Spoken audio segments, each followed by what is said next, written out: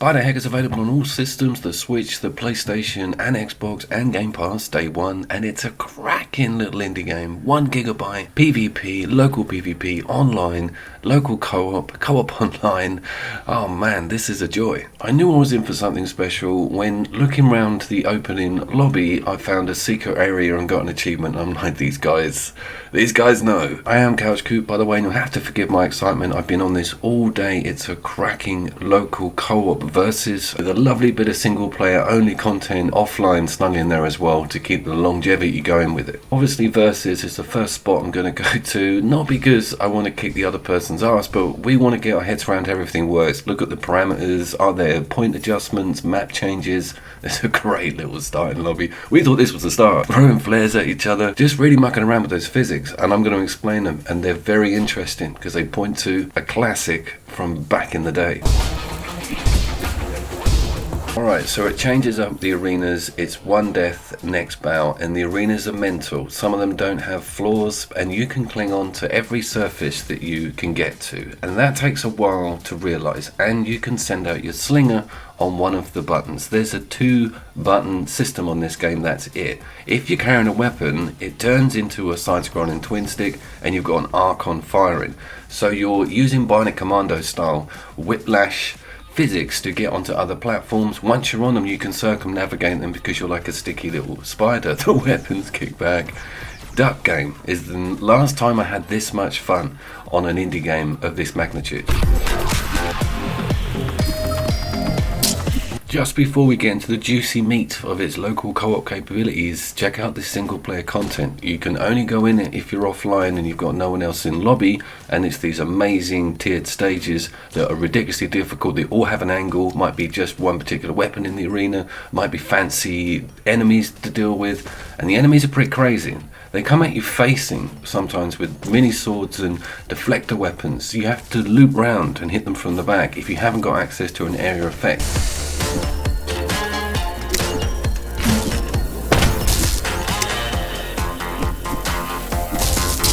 This sort of demonstrates some of the harder AI. They come with color-coded swords, and the purple swords are longer, and you have to really work around getting to the flesh of the creature itself as opposed to just twanging the front of it.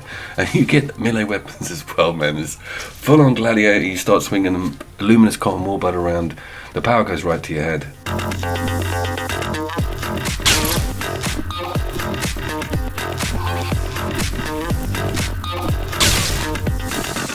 Okay, let's get right into it. I think I've made you guys wait long enough. The wave survival section is where I think you're going to find the most cool stuff when it comes to having 2 people on a co-op level. Staged wave-based arenas, as the title suggests, and handy, really cool weapons in and around the area that you've got to get to quick and start using. You can kill the other person by accident with explosives, and communication's crazy because I'm still kind of working out how this winch works. It does look very simple, but the mechanics start getting to you, and a lot of the items are self-detonating, which you don't have a clue on either.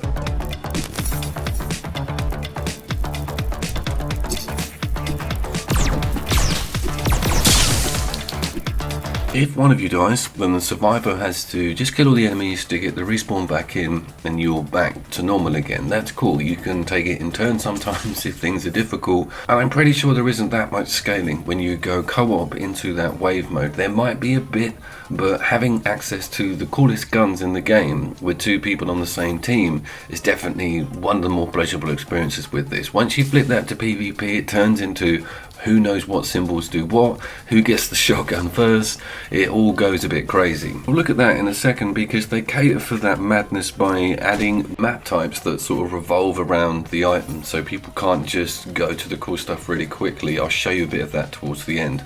But I think a lot of my audience are really going to enjoy this co-op wave mode, getting to the end, dealing with crazy enemies, and communicating with each other about where everything's going wrong. I'm also getting rewarded with some cosmetic perks and different unlocks on the Spider. Neon looks doing very well with giving me incremental little rewards when I'm mucking around with this versus and co-op local mode.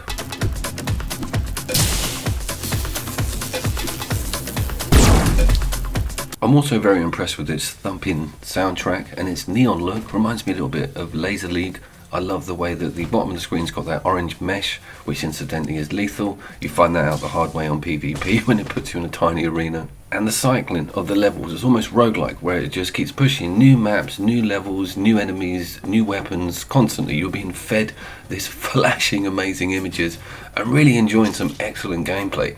Back to the Bionic Commando comparison, the winch has no limits, so you can go for something that's right on the other side of the map. As long as you've got a direct line to it, there's going to be no issues. And it doesn't have a cooldown or stamina meter or anything like that. People online are going to be flying around like buzzards on this early doors, and it does actually really promote going online. When we first logged in, 2 of us went into the lobby and it said, do you want to do a quick game? And it put straight into a PvP versus with random. So there's co-op online, co-op PvP, and versus PvP. So it's doing everything possible an indie game can do right, offering me local co-op, offering me local PvP, taking all of that pie online, being 1 gigabyte, sounding and looking amazing. Just done the video for Star Wars Battlefront 2. And it's got all of the equivalent, but you have to look everywhere for it. You have to build your own experience with the damn thing. With this, that lobby's got it all, including that amazing single player tier system, which I want to hear back from you guys on how well you've done with it, because I can barely get past level like 4 or 5. Once everybody is comfortable with everything, with the controls and what all the items do, I think the PvP is definitely a cool break from that co-op content. And having 4 people in a map like this, jumping from end to end. The camera's amazing with catering for pan-ins and outs depending on how many players. A viewable is just so smooth and natural feeling. A lot of games really bugger that up, especially on their PvP arenas. So top marks to Spiderheck. I love it, and I want to hear from you guys on how you're getting on with it as well, because it is difficult. I have been couch coop, and I will see you down there.